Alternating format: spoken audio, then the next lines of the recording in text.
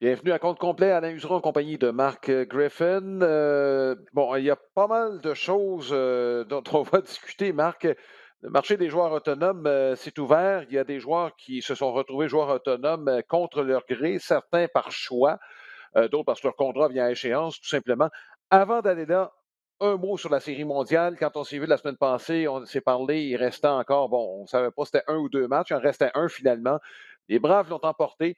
C'est une victoire fort méritée face aux Astros de Houston, qui pourtant étaient favoris. M. Griffin, chapeau, vous aviez prévu les Braves en 6. Ouais, je me suis repris pour les autres rondes, Alain, où ça n'avait pas été si bien.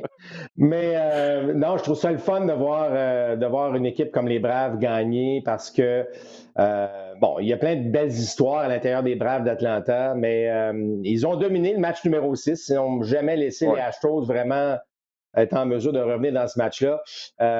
Chapeau Alex Antopoulos. On va se le dire, là, les 4 joueurs. D'ailleurs, je ne sais pas si tu as entendu les propos de Freddie Freeman lors des célébrations à Atlanta, mais c'était vraiment un des beaux speeches que j'ai entendu depuis longtemps de la part d'un coéquipier. Et il les a nommés d'ailleurs les 4. Et il a nommé la date limite de transaction la plus célèbre de l'histoire, celle de 2021 des Braves d'Atlanta, alors que les 4 joueurs ont eu un impact majeur dans les succès, évidemment, des Braves d'Atlanta. Alors, c'est vraiment une victoire d'équipe. Et lorsque je parle d'équipe, j'inclus la haute direction, j'inclus évidemment le personnel d'entraîneur, j'inclus Ron Washington. Je sais qu'on en a parlé souvent, mais encore une fois, a été lui aussi un élément clé dans cette victoire en saison. Évidemment, par la suite, bien évidemment, tous les joueurs qui ont bien fait, comme M. Solaire, qui a décidé, évidemment, de démontrer sa grande puissance dans le meilleur moment pour lui en Série mondiale. Je veux qu'on revienne sur une présence au bâton au cours du dernier match et celle de Solaire. Bon, on s'est mis dans le trou et on a livré un tir un peu trop au goût de Solaire, mais c'est sur le circuit de Dansby Swanson. On l'a fait, Marc, on en discutait pendant la présence au bâton. C'était contre Christian Javier. Il faut se rappeler que Javier va donner 2 circuits consécutifs plus tôt dans les séries qui avaient coûté cher aux Astros de Houston. Ça affronte le même gars, Dansby Swanson, qui était dans, bon, ça allait pas très bien à ce moment-là. Là, on venait de lui servir 3 balles glissantes de suite. Je lui disais, il ne veut pas aller avec la rapide. Il s'est brûlé avec la rapide. C'est une rapide qu'il avait expédiée de l'autre côté de la clôture. Et là, tu dis 3 de suite. Et là, tu disais, bon, 4 de suite, ça peut commencer à être dangereux. Javier s'est dit probablement la même chose. Avec la rapide, on n'a pas retrouvé la balle encore. Écoute, on peut l'analyser de différentes façons, mais je trouve que ce qu'on a vu là, c'est l'essence de ce que le baseball peut nous donner de mieux dans ce fameux duel lanceur-frappeur. Et Swanson s'est dit la même chose. C'est clair, je veux dire, il s'est dit 3 glissantes de suite. D'ailleurs, la dernière, la 3e, il a eu un bien meilleur élan. Et c'est probablement là que ça a influencé Javier à dire, ouf, un instant, là il commence à lire un peu ce tir-là. Je vais faufiler une balle rapide à l'intérieur parce que le circuit de Swanson, dans le match précédent, c'était sur une rapide au coin extérieur. Rappelle-toi qu'il avait frappé au champ opposé. Alors là, il s'est dit, il ne tournera pas sur ma rapide à l'intérieur, surtout pas après 3 glissantes. Et Swanson, c'est probablement dit la même affaire, comme on l'a dit. Donc, c'est le fameux jeu d'échecs qui est souvent intéressant entre lanceurs, comme tu l'as dit, entre lanceurs et frappeurs.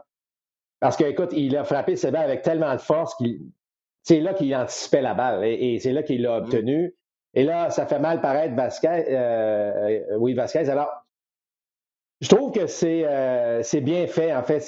Parce que honnêtement, c'est pas une réelle faute de la part du lanceur. Je pense que c'était le bon tir. Aller peut-être on aurait pu dire un petit peu plus à l'intérieur, mais le choix de tir était quand même intéressant. On peut pas dire quel choix épouvantable. C'était, après 3 glissantes, un choix intéressant. Donc, oui, tu as raison de dire que ça reflète vraiment la beauté de ce qui se passe dans la tête de tout le monde, incluant le receveur là, qui a peut-être proposé ça aussi, Cavière s'est dit, pourquoi pas, je vais y aller là. Alors, bravo. Et là, ce que je parle, que souvent, c'est cruel, le baseball, c'est que tu commets une petite faute en disant, OK, je vais la lancer à l'intérieur, puis paf! Et non, tu ne donnes pas un simple. Tu donnes un circuit de 2 points sur une petite faute de même. Alors, c'est ça qui est parfois cruel avec les meilleurs frappeurs au monde. Écoute, le dernier match a été joué de façon parfaite. Max Fried, finalement, bon, 6 manches, On aurait pu y aller davantage, mais on avait un Matzek qui était en pleine forme. On a décidé même d'utiliser pendant 2 manches. Ça veut dire que Snitker, ce qu'il voyait de Matzek, il dit: «Ils ne cogneront pas, je vais l'avoir pour 6 retraits». C'est un peu de la façon qu'il a géré l'utilisation de Matzek, là. Ouais, écoute, et honnêtement, là, comment aller contre Ben oui. cette décision? Parce que Matzek, tu l'as dit, il est intouchable. Je pense que lui-même était entré dans la tête des Mmh. frappeurs des Astros. Le seul danger que je vois des fois lorsqu'on, tu sais, puis on en parle souvent dans nos reportages, c'est que lorsque tu as un lanceur partant dominant, on pouvoir le dire, le Max Mmh. Fried était dominant, lorsque tu l'enlèves et tu penses qu'il aurait pu, je me mets dans la tête des frappeurs des Astros. Là. Tu sais, eux, d'après moi, ils pouvaient s'attendre à ce qu'ils soient encore là. Même si Matic a connu du succès, et quand tu t'enlèves un gars qui est dominant, tu ne l'as pas frappé. Tu as beau l'avoir vu une fois, Mmh. 2 fois, tu n'as pas avoir eu 8, 10 tirs contre lui, il t'a eu. Quand tu le Mmh. sors, lorsque tu le sors, normalement, il y a une espèce de niveau d'énergie là, qui dit OK, il est parti, lui, là, on va frapper le prochain. Le problème, le prochain, c'est Matzek. Alors, Matzek est Mmh. venu, puis ça prend pas de temps, Alain, c'est que après un ou deux frappeurs, lorsque tu vois que Matzek les retire, ça a un effet, après ça, négatif sur les Astros. Alors, dans le fond, là, je récapitule ce que je dis, c'est que lorsque tu as un lanceur partant qui est dominant, il s'en va. Ouais. L'équipe au bâton reprend un peu d'énergie. Sauf que le releveur qui arrive peut que créer un doute étant donné sa domination. Si le premier frappeur, ou en fait, un des deux premiers frappeurs se rendent sur les buts, l'énergie, on la garde. À notre côté, on revient. Mais en étouffant les deux premiers frappeurs, Ouais. ben là, cette énergie qu'on dit, OK, un nouveau lanceur arrive, là, Matzek, les deux premiers frappeurs ont l'air fous, il est dominant. Pouf, ça a eu encore plus d'effet sur l'attaque des Astros, qui n'a jamais été dans le coup, finalement. Ah non. Non, écoute, Matzek, je pense, a donné un but sauvage à son premier frappeur, là, puis on n'a même pas été inquiétés. Ouais. Bref, on a étouffé les Astros de Houston. Chapeau aux Braves d'Atlanta, donc, pour cette série mondiale. C'est une autre équipe différente qui gagne. C'était le cas au cours des 9 dernières années, depuis la conquête des Red Sox de Boston de 2013. Là, ce sont 9 équipes différentes qui ont remporté la série mondiale. On parle de parité, on aimerait ça qu'il y en ait davantage, mais quand même, je pense qu'il faut soulever le fait que il y a des petits marchés là-dedans qui ont gagné. Là. Ouais, écoute, c'est pas parfait ce qui se passe en baseball, on le sait, là, on parle Mhm. de 30 équipes, on parle peut-être d'une quinzaine qui se retrouvent souvent dans le Ouais. peloton. Il faut faire attention, mais ce que les Rays font, on a beau dire n'importe quoi, tu regardes la masse salariale, il y a moyen d'être créatif dans ce milieu-là, Mhm. il y a moyen de gagner malgré des forces de frappe financières là, comme Ouais. les Dodgers, etc. Donc, Ouais. je pense qu'il faut le réaliser. Les équipes le réalisent. Mais je vois encore, on va en parler bientôt, mais je vois encore des équipes qui font du ménage puis Ouais. qui liquident des joueurs parce que ça coûte trop cher. Et parfois, c'est un message qui peut peser Ouais. lourd chez les partisans de ces équipes-là. Bon, joueur autonome. Écoute, Marc, on va faire abstraction du fait qu'on ne sait pas comment ça va arriver en raison de la convention collective. On en parlera peut-être à la fin, là, mais je veux qu'on s'attarde sur les joueurs qui sont disponibles. Et moi, je regardais un peu la situation.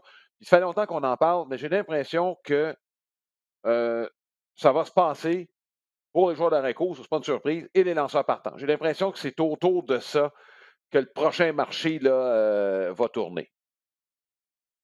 Ah ben, je pense que c'est assez évident, effectivement, surtout au niveau des joueurs d'arrêt court. Il y en a tellement Oui. des bons, il y en a tellement, et puis il y en a plusieurs. Tu sais, on ne parle pas de deux ou trois joueurs. Là. Tu sais, on est dans le Mhm, 5, dans le 6 des joueurs d'impact.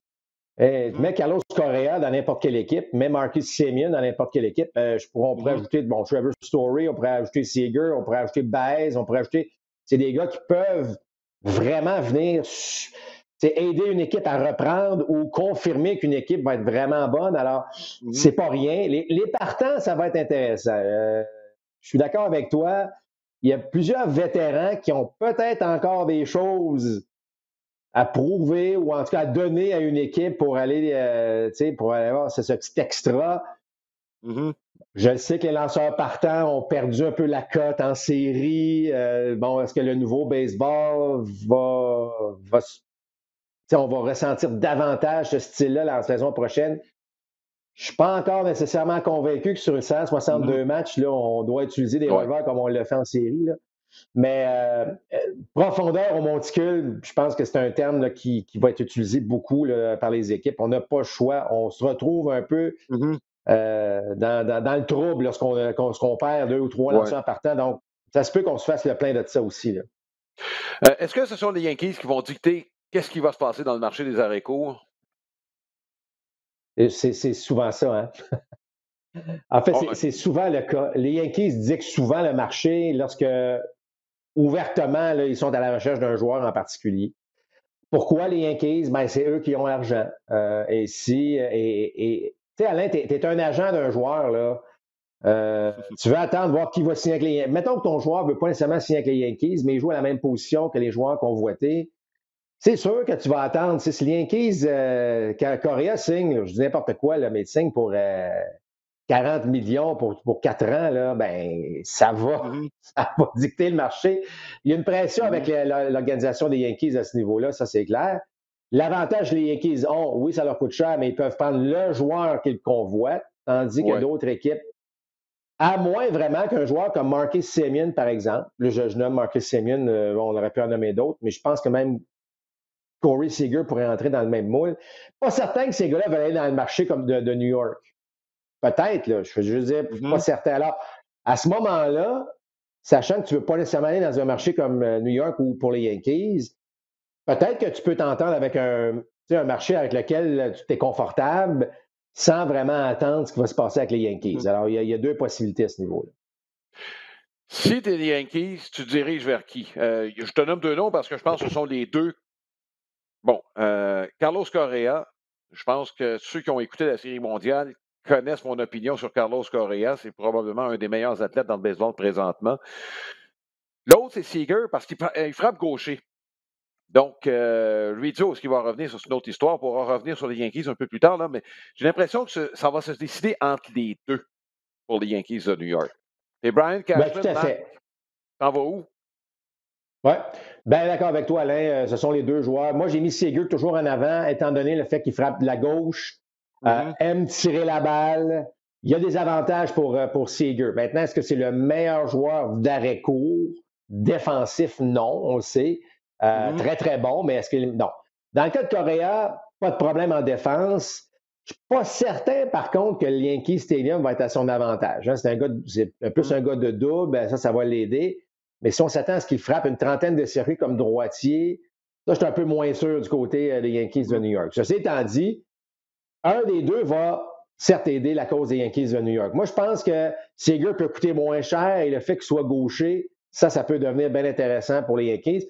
Pas que les Yankees, bon, s'en font tant que ça, si ça coûte moins cher ou pas, là, mais j'ai l'impression que Seager pourrait avoir une petite longueur d'avance, mais c'est sûr qu'ils vont en pour parler de Correa parce que si le marché soudainement, avec le nombre de joueurs qu'on retrouve, et pas nécessairement à la hausse.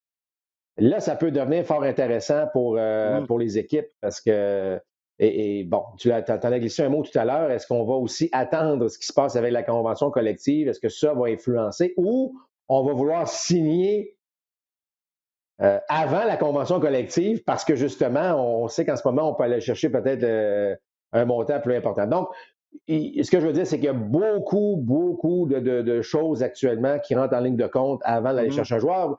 Mais d'accord avec toi que Seager et Correa sont les deux joueurs, selon moi, visés par les Yankees de New York. Bon, là, il y en a d'autres. Il y a Semien qui vient d'avoir une bonne saison. Baez, là, a une bonne fin de saison avec un profil qui est un peu modifié, très bon en défense, selon moi, lui et Correa. Pas sûr qui est le meilleur, mais je pense qu'ils sont en haut de la liste. C'est pas un mauvais choix. Ce qui m'amène à Trevor Story. Est-ce qu'il n'aurait pas intérêt, lui, à signer un contrat d'1 an et par la suite revenir sur le marché des joueurs autonomes, alors qu'il ne sera pas pris avec un paquet de joueurs étoiles? Parce que tu brasses les vides de quelque façon que ce soit. Je m'excuse, mais avec la saison qu'il vient de connaître, il est cinquième là, présentement, Trevor Story. À moins qu'il accepte Ben, un rabais, par exemple, avec les Astros de Houston. Les Astros, je ne pense pas qu'ils vont payer 300 millions à Carlos Correa. Là. Est-ce que ça pourrait être une solution de rechange pour un club qui cherche un joueur d'arrêt court, sans dire un rabais, peut-être moins cher? Là. il est un peu la carte cachée de tout ça. Dans le sens que effectivement, il est souvent le cinquième qu'on nomme, hein, avant bon, Ouais, ouais. ceux que tu as nommés. Quand je dis la carte cachée, c'est que c'est le gars qui peut signer à rabais, effectivement. Si on suit, par exemple, à probablement ce que Correa va obtenir. Mhm. Et peut-être que tu vas avoir un rendement fort efficace. Moi, c'est un gars que j'aime beaucoup. Je sais qu'il s'était effacé au Colorado, on le voit Mhm. moins. Mais c'est un sacré bon joueur de balle. Et on parle du jeu défensif. Oui, il est bon. Il est très, très bon en défense, Trevor Story. Alors, c'est un gars mystérieux dans toute cette saga là, des joueurs d'arrêt-court. Oui, pour répondre à ta question, pourrait signer un contrat d'un an. Regarde ce que ça donne à Marcus Semien, s'en va à Ouais. Toronto, signe un contrat d'un an, gagne le Gant d'Or au deuxième dans la Ligue américaine alors que lui veut retourner à l'arrêt-court. Est-ce que là, ça l'influence? Bon, peu importe, au moins, ça ouvre aussi des fortes Ouais. possibilités avec Semien d'aller jouer un peu partout, soit au deuxième à l'arrêt-court. Écoute, il est capable de faire les deux de toute évidence. C'est pas une mauvaise décision. Mais soyons pas surpris non plus qu'il ait un contrat à long terme intéressant, étant donné qu'il est peut-être pas pour les montants d'argent que les autres vont obtenir, Ouais. mais quelque chose de bien, bien intéressant pour lui. Mais moi, si j'étais une organisation comme les Astros ou autre, évidemment, c'est peut-être Mhm. lui que je viserais, Ouais. étant donné, évidemment, que je ne pense pas qu'il va obtenir effectivement les 300 millions qu'un Correa peut demander. Écoute, il n'y a pas 5 équipes qui vont donner 300 millions là, à ces joueurs d'arrêt-court-là. Là. Bon, puis honnêtement, non seulement il n'y a pas 5 équipes, enlève les Cubs d'après moi. Là, les Cubs semblent vouloir Ouais, ouais. être en reconstruction plus Ouais, au ouais. niveau des jeunes. Alors, tu élimines les Cubs. Tu as un gros marché que tu viens d'éliminer. Il y a des équipes qui ont de l'argent, comme les White Sox. Ils n'ont pas besoin de joueurs d'arrêt court. Il y en a un très bon. Les Dodgers non plus. Les Dodgers non plus. Tu as Trey Turner, là, à un moment donné, tu vas le mettre. Alors, c'est pour ça que je disais, c'est un drôle de marché. Est-ce qu'on va attendre la nouvelle convention? Est-ce qu'on va le faire avant? Est-ce qui va dicter quoi? C'est un beau roman savon là, qui s'annonce pour Ouais. ces joueurs-là. Écoute, ça va être intéressant. Je pense que, sérieusement, là, je pense qu'une fois que les Yankees vont avoir signé leurs joueurs, il va y avoir une baisse sérieuse quant aux 4 autres. C'est dommage pour les 4 autres, là, mais en tout cas. Écoute, on va y revenir tantôt aux Yankees de New York là, parce que par rapport à leur bilan de saison. Les lanceurs partants maintenant. Bon, on vient d'apprendre que Clayton Kershaw, l'option, non seulement l'option n'a pas été. Bon, les Dodgers auraient pu le garder, mais c'est parce qu'on n'a même pas offert l'arbitrage à Clayton Kershaw. De peur qu'ils disent oui. Ça veut dire que M. Kershaw va avoir une diminution de salaire sérieuse dans son prochain contrat s'il veut revenir à Los Angeles. Bon, écoute, c'est ce qu'on a fait, les Rockies ont fait avec Gray d'ailleurs. Il y a Mhm. des stratégies un peu comme ça où, effectivement, si tu as peur que le gars accepte ton 18 millions, là, je pense que le message est assez clair. C'est malheureux parce que dans toute cette poussée des Dodgers jusqu'en série de championnat, on n'a même pas parlé de Clayton Kershaw, qui a été longtemps le Ouais. visage de l'équipe, il faut le dire. Alors, c'est peut-être une fin de carrière un peu plate pour Clayton Kershaw. On connaît son état de santé. On connaît peut-être qu'est-ce qu'il va nous donner par la suite. Alors, c'est clair que ça ne valait pas 18 millions, ça ne valait pas. Bon. Alors, ça va être la suite des choses qui vont être ça va être intéressant à surveiller. Mais chose certaine, il n'y a pas de subtilité dans tout ça. Là. On voit quelle est la stratégie. Ouais. Puis c'est intéressant quand même. Est-ce que Kershaw se dit qu'il y a encore un an ou deux ou trois? Ben, peut-être qu'il va pouvoir aller ailleurs, justement, pour aller tester ça. Mais c'est clair que si c'est une équipe qui pourrait se montrer intéressée à Kershaw, il faut avoir tes petits doutes. Parce que l'organisation avec laquelle tu as Ouais. été toute ta carrière dit que probablement que tu vaux vraiment loin du 18 millions demandés. Là. Je te nomme 2 noms, je les mets en haut de la liste des lanceurs partants disponibles. Robbie Ray, Max Scherzer. On prend qui? Je sais que Scherzer a une feuille de route longue comme le bras. Il s'en va à Cooperstown, probablement. Plus âgé que Robbie Ray. Ray a été, par contre, dans une section très compétitive au cours des 2 dernières années. Les Blue Jays l'ont remis sur les rails. Tu prends qui si tu as de l'argent à donner pour avoir un lanceur partant? Ben, c'est sûr que Robbie Ray est pas mal plus jeune. Là. On parle quand même quoi d'un 7 ans plus jeune. Là. C'est considérable. Euh, Écoute, c'est sûr que Robbie Ray, tu regardes sa carrière, tantôt très bon, tantôt très ordinaire. Là, je sais qu'il a travaillé, puis c'est rare encourageant ce qu'il a fait l'année dernière. Il reste un petit risque. Il y a un risque. Dans le cas de Max Scherzer, tu sais pas mal à quoi t'attendre, même s'il a 37 ans, il va avoir 38 ans l'année prochaine. Tu sais à quoi t'attendre. C'est un gars qui va te donner des manches, qui va donner des manches de qualité. Je dis pas que Robbie Ray le fera pas, là. Mm-hmm. Très tentant d'y aller avec Robbie Ray. Très, très tentant d'y aller avec lui. Compte tenu de ce qu'il a fait l'an dernier, tu l'as dit, là, c'est pas dans une section facile avec laquelle il a tout fait ça. C'est sûr que, bon, Alain, tu es un gars de statistique. Je sais que les lanceurs, des fois, c'est un peu différent, mais il faut considérer l'âge. Puis à un moment donné, quand tu arrives justement dans les 37, 38, 39, c'est où que ça va craquer à un moment donné? Tu sais, on s'est posé la question avec Nelson Cruz. Là, je sais que c'est un joueur de position, mais Nelson Cruz, on dit, à 35 ans, là, on disait que personne n'allait prendre de chance avec lui. Puis pourtant, il y a eu des saisons à 36, 37, 38 phénoménales. Mais c'est où que ça va craquer? Et là, le fait qu'il n'a pas lancé en série mondiale parce qu'on disait, bon, fatigue, je sais que ça a été une longue saison, là, mais ça aussi, ça peut créer des petits doutes chez certains dirigeants. Ils disaient, bon, je vais peut-être l'avoir, c'est un excellent lanceur, est-ce qu'il va me faire 35 départs la prochaine saison? Tandis que Robbie Ray, tu regardes sa feuille de route de l'an dernier, il n'a pas raté ben de départ, il n'a pas commencé la saison, là, mais une fois qu'il est parti, il est parti pour de bon. Alors, c'est sûr qu'il faudrait donner un avantage à Robbie Ray sur la question que tu m'as demandé. Parmi les partants disponibles, est-ce qu'il y en a sur lesquels tu dis, bon, je ne paierai pas le gros lot pour ce gars-là, mais je pense qu'il va m'en donner pas mal plus qu'attendu. Je vais te nommer les deux noms, moi, que j'ai en tête. Tu en as nommé un tantôt, John Gray, ancien choix de première ronde, qui, bon, c'est statistique, évidemment, joue au Colorado. Très difficile d'évaluer le rendement, mais enfin, l'autre, Willie Peralta, qui a connu une bonne saison avec les Tigers de Détroit.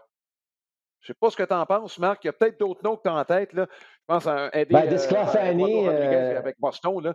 Mais Marc, j'aimerais avoir ton opinion. Là. Moi, ce sont les deux que je verrais. Bon, qui pourraient rendre peut-être de meilleurs services qu'attendus avec une nouvelle équipe. Tu sais, as d'autres noms comme Desclafani, c'est des noms aussi qui sortent du lot, qui pourraient devenir, bon, parce qu'il y a plein d'histoires de gars, tu sais, qu'on a signé, on prend une chance sur un gars, puis soudainement, whoop, le gars t'en gagne 13, 15 années suivantes. Il y a souvent des belles surprises. John Gray devient le joueur intéressant, et puis moi,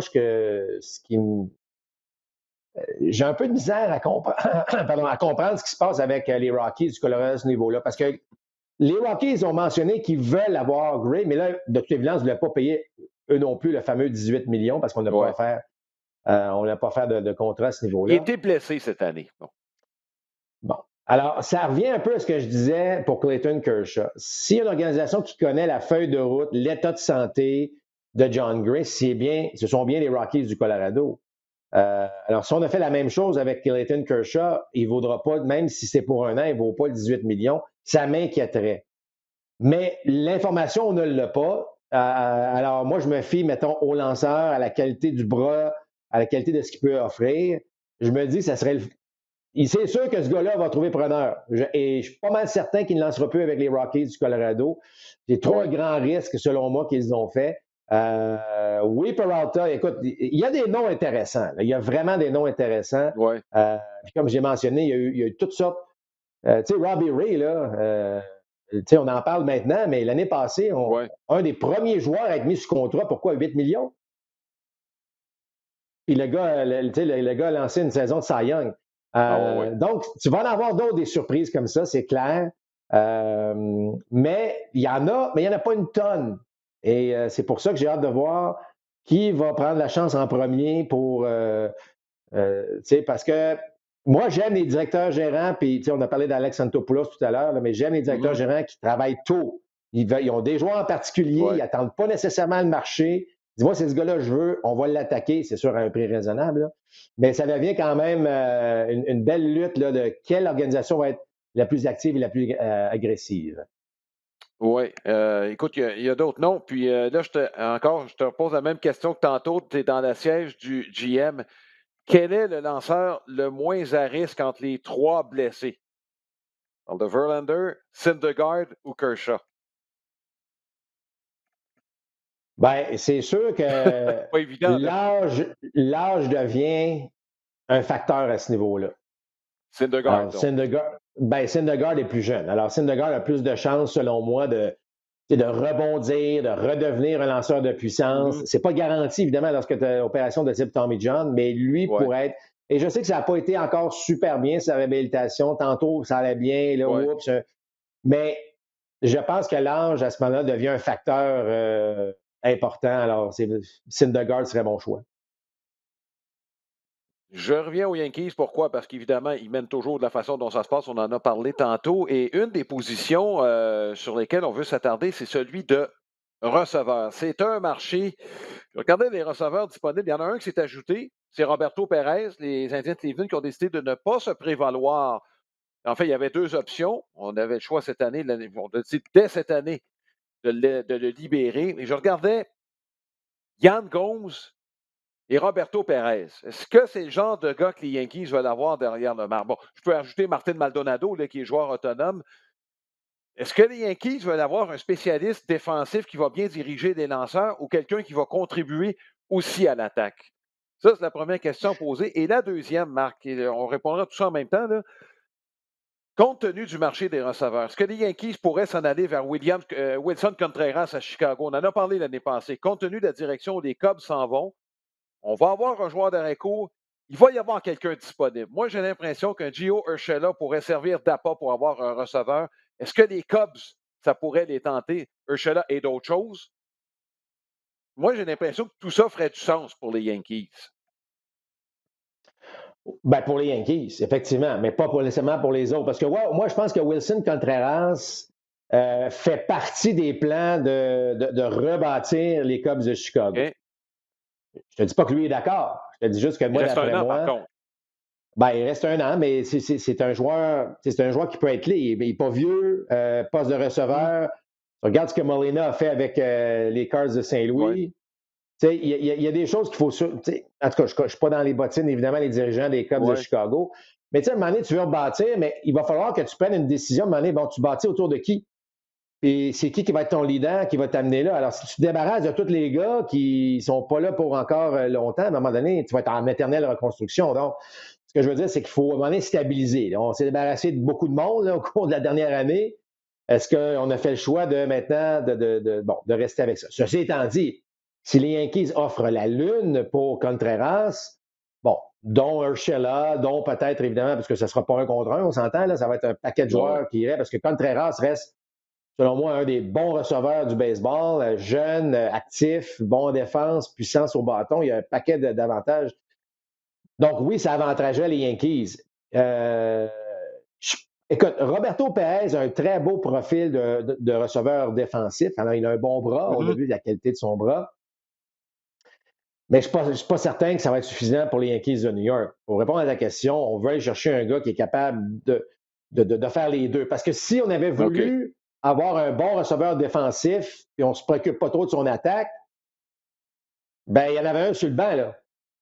Higashioka aurait pu arriver et dire ben moi, je vais aller jouer comme receveur, on va stabiliser ce poste-là, on va créer une synergie avec les lanceurs, puis on va laisser faire la puissance de Sanchez. Mais c'est pas ça qui est arrivé cette année. Écoute, on se posait la même question l'année dernière. On se demandait si Sanchez allait être le receveur régulier de l'équipe. On l'a quand même mis là. Il n'a pas connu une super saison. Ça a été difficile en fin de saison en défense. On l'a revu. Moi, je pense que c'est terminé avec les Yankees puis Sanchez. Ça, selon moi, c'est terminé. Je le pensais l'année passée. Ben, exact. Mais là, on s'est peut-être dit on va lui donner une autre chance. Il ne l'a pas saisi, selon moi. Et c'est vraiment une position, Alain, tu fais bien d'en parler, mais c'est vraiment une position où c'est pas évident. Il n'y a pas une tonne de jeunes. Évidemment, Will Smith semble être le prochain, surtout avec la retraite de Buster Posey. Il commence à avoir des trous à cette position-là. Alors, c'est pas mal la position pour les jeunes là, qui poussent là, qui est la plus intéressante là, pour se retrouver dans le baseball majeur. Trevor Story va aller comme receveur, il va peut-être avoir plus de demandes aussi, là, mais ça, bon, les joueurs de réco peuvent se promener un peu partout. Là. Écoute, il y a un nom que je vais te lancer. On a parlé beaucoup, bon, receveur dans son partant, joueur d'arrêt-court.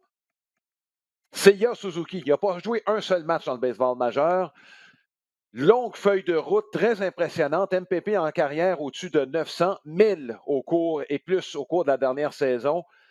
Là, il y a Castellanos qui s'est ajouté à la liste des voltigeurs disponibles. C'est lui qui s'est prévalu de l'option de se retirer du contrat. Et dans ce sens-là, juste préciser que JD Martinez, lui, a décidé de ne pas se prévaloir de cette option-là. Il l'avait, demeure avec les Red Sox de Boston. Bon, Suzuki, écoute, on a eu des flops parmi les joueurs japonais qui sont venus. Il y en a eu d'autres qui ont eu beaucoup de succès. Des Matsui, par exemple. L'autre Suzuki est venu. Il y en a eu qui ont Tsutsugo, par exemple. Ça n'a pas été extraordinaire avec les Rays de Tampa. Bref, est-ce que la volatilité du rendement des joueurs japonais ne fait pas en sorte que c'est risqué de s'en aller là, malgré ce qu'il peut nous offrir? Là?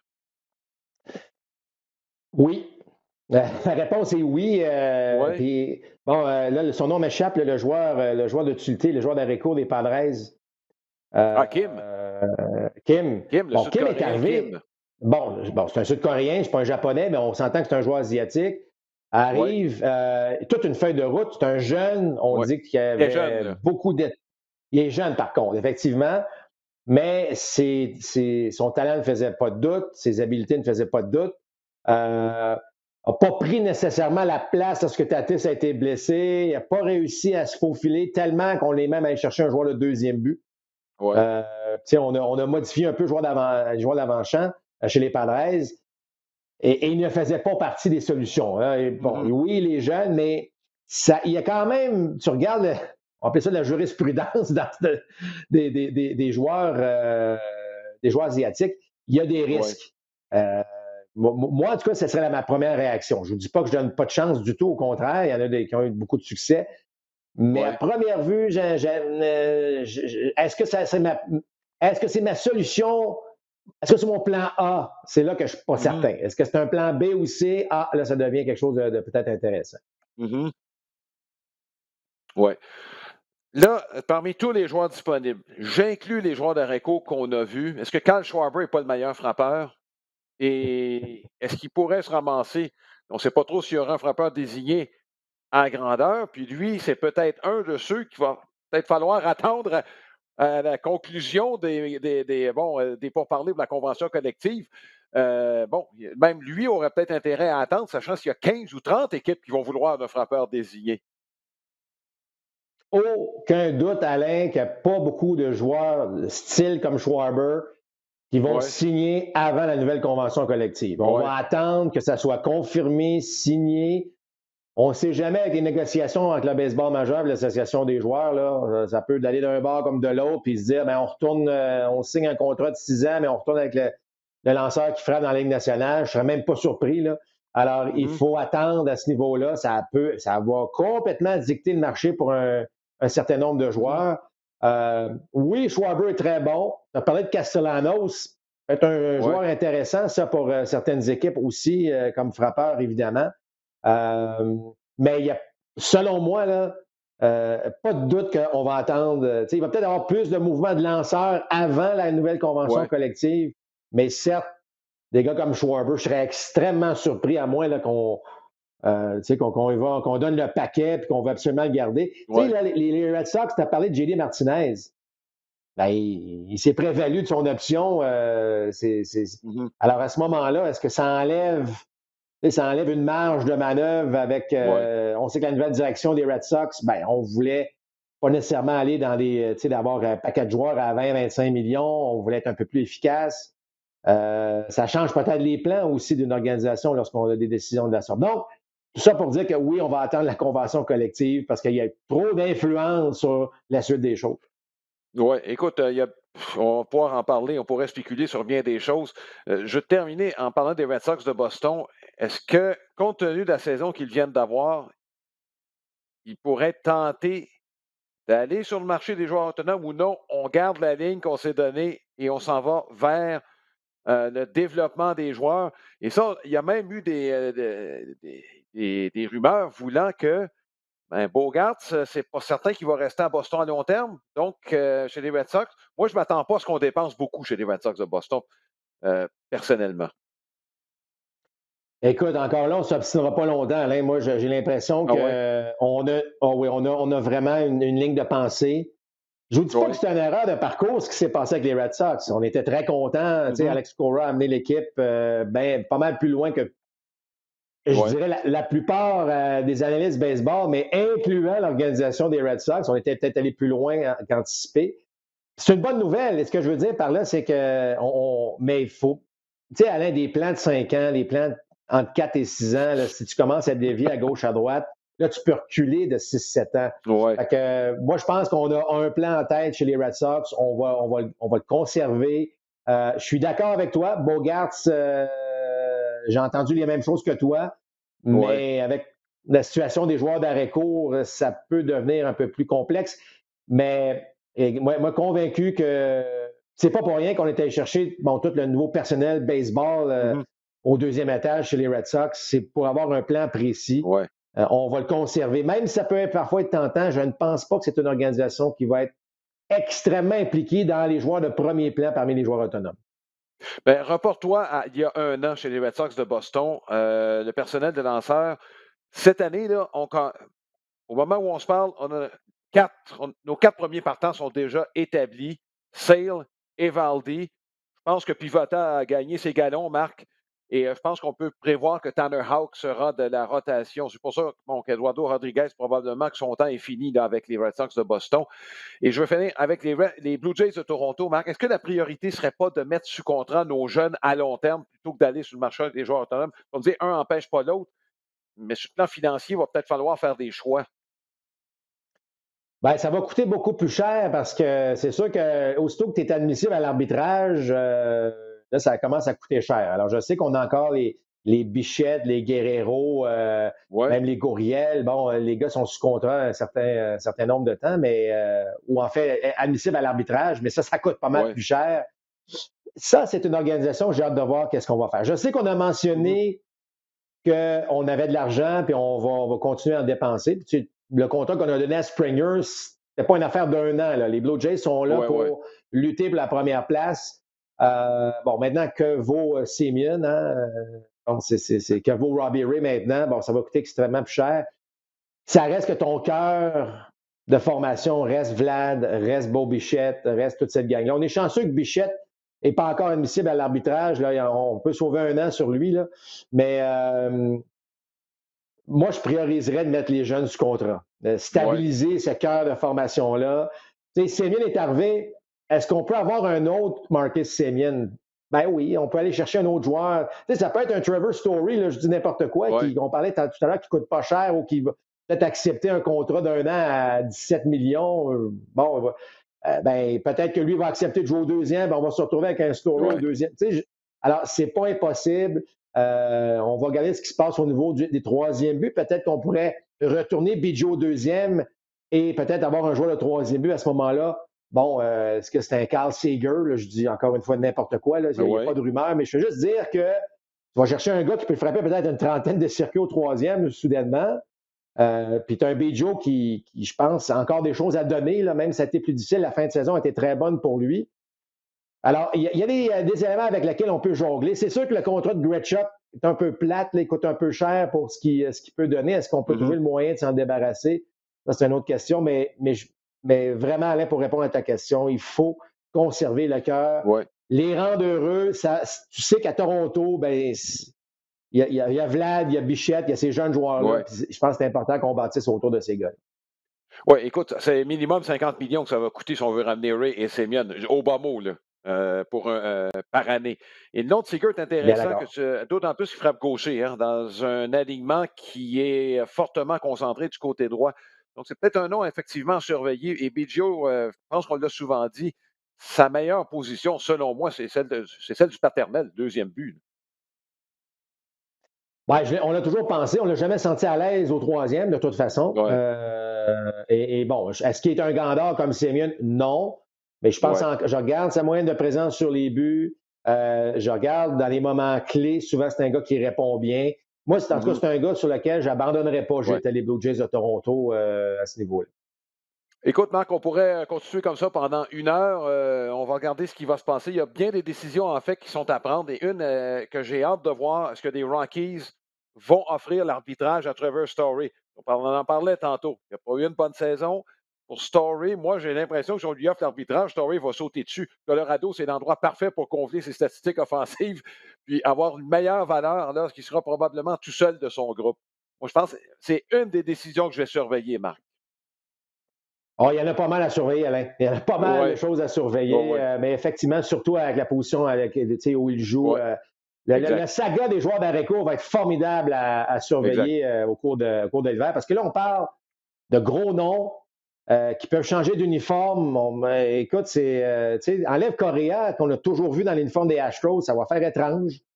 Ouais, Baez, on ne me suis pas encore habitué trop avec les Mets, mais bon, on verra ce que ça va donner. Corey Seager qui a passé toute sa carrière avec les Dodgers. Ça va être vraiment un hiver fort intéressant. J'espère qu'il va être positif compte tenu de ouais, la convention collective. N'oubliez pas, ça se termine le 2 décembre, cette convention collective-là. ouais. Ça va Parlez-vous, chauffer, s'il vous Alain. plaît. Ça va chauffer. Oui, ben, ça se parle, mais ça se dit n'importe quoi. C'est ça le problème actuellement. Là. Ouais, peut-être qu'on pourrait ajouter écoutez-vous. Ça aiderait ça aussi.